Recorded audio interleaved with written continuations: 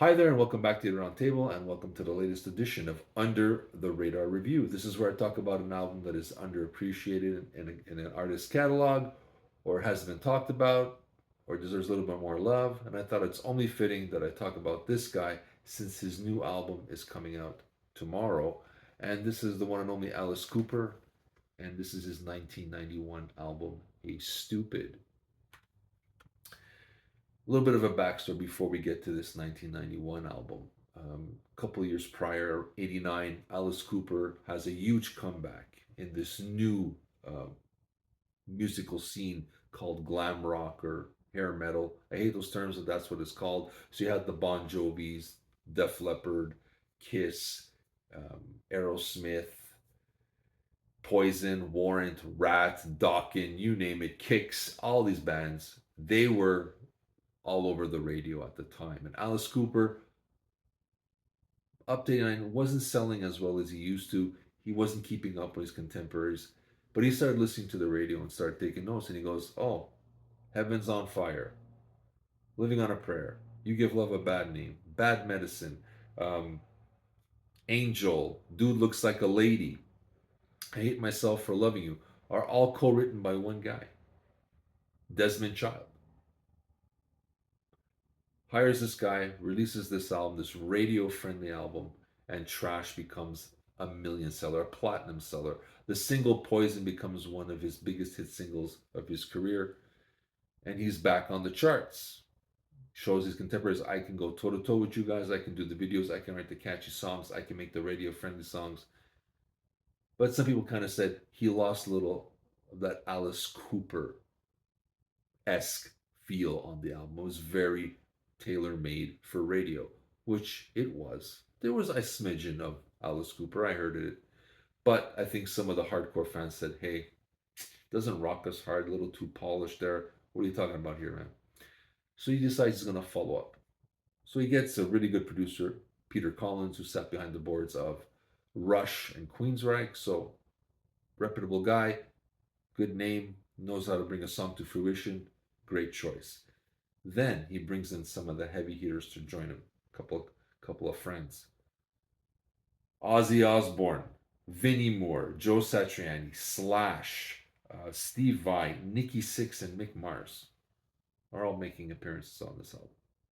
So as you hear this, at that time we didn't have like the internet and stuff. You just read in magazines. He's in the studios with all these guys. Your mind starts to go, "Oh my God, this is going to be such an epic album, right?" And it was. It's a good album. But upon release, it didn't sell as well as Trash. It sold about half, so it went gold, so 500,000 units, I believe, in the States. In Canada, it gets considered platinum at 100,000, so I believe it sold 100,000 here. So it was big here, but compared to Trash, some people saw it as a disappointment. I, on the other hand, loved this album. I thought it was great, and I thought it was a stronger album. Why it didn't sell as well?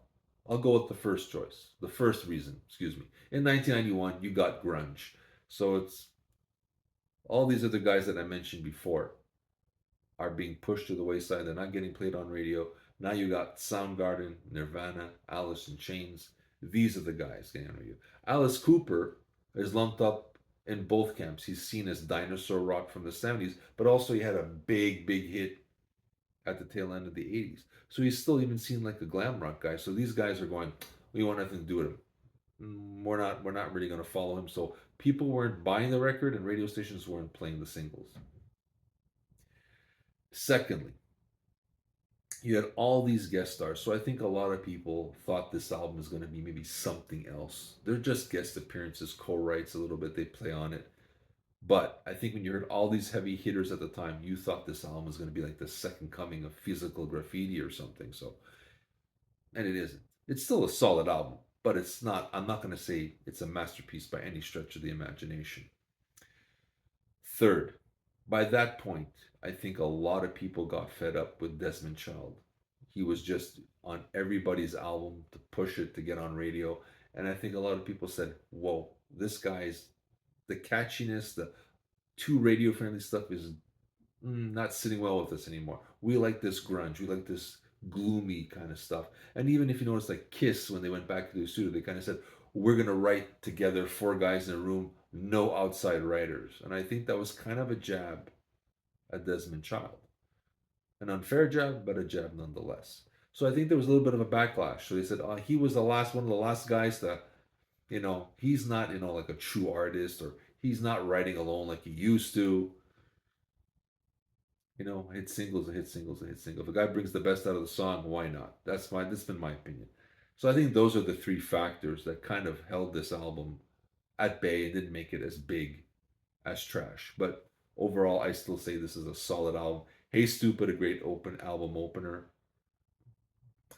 I'm not gonna say it's a great single. I thought it was a good song. I'm not sure if I'm gonna still say it's the perfect first single.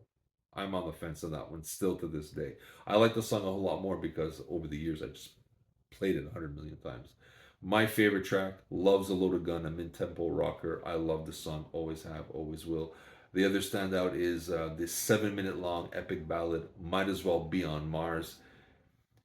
This is basically the first song you're going to hear for the newer generation. This is the first song about ghosting. So he's basically telling the girl, you don't even need to talk to me here. I'm right beside you. I might as well be on Mars. It's ghosting from 1991. I'm going to call this the original song about ghosting. Put it out there, internet. I liked Hurricane Years, Little by Little. I like Wind Up Toys, kind of the closest we're going to get to that little eerie, Steven-esque kind of sound that Alice Cooper did on Welcome to My Nightmare. I think the only thing that makes this album not a masterpiece, it does sound of its time. That production is there. You hear it's not, there's a little bit of drum machines and stuff like that. It doesn't sound super tacky 80s, but you hear the limitations. So I'm not going to say it's a masterpiece, but I'm going to say this is a solid album. If you like Alice Cooper, and if you didn't like Trash, you thought it was too commercial, I think this one you'll like a little bit more. I think it's got a little bit more meat and potatoes, a little bit more solid. I think the songs, it's more consistent for me. There's a lot more songs I like on here than I did on Trash. Trash, I like the singles, but the album as a whole, I went, eh. This, I kind of went, oh yeah, I like it. And I keep going back to it. Now, since he's coming out with his new album with the Alice Cooper Band tomorrow, I figured go back to my collection. I went, hey, Stoopid. This is a good album. But that's me. You let me know what you think. Do you have this album? Have you ever heard of this album? Do you know who Alice Cooper is? Some of you may not even know who he is, and that's fair. Have any good, memories of this album? I do. I remember listening to Life on Might As Well Be on Mars and Feed My Frankenstein. I forgot that one. Part of Wayne's World. We're not worthy. We're not worthy. Remember that.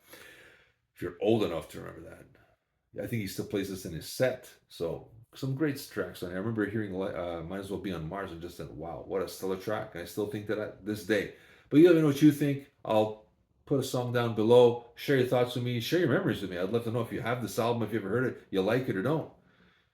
I'm curious. If you can, I would really appreciate it if you hit that like and subscribe. It would mean the world to me. This is Steven from the Aroundtable with my latest edition of Under the Radar Review. And this time it is 1991's Hey Stoopid by the one and only Alice Cooper. Be seeing you soon, guys.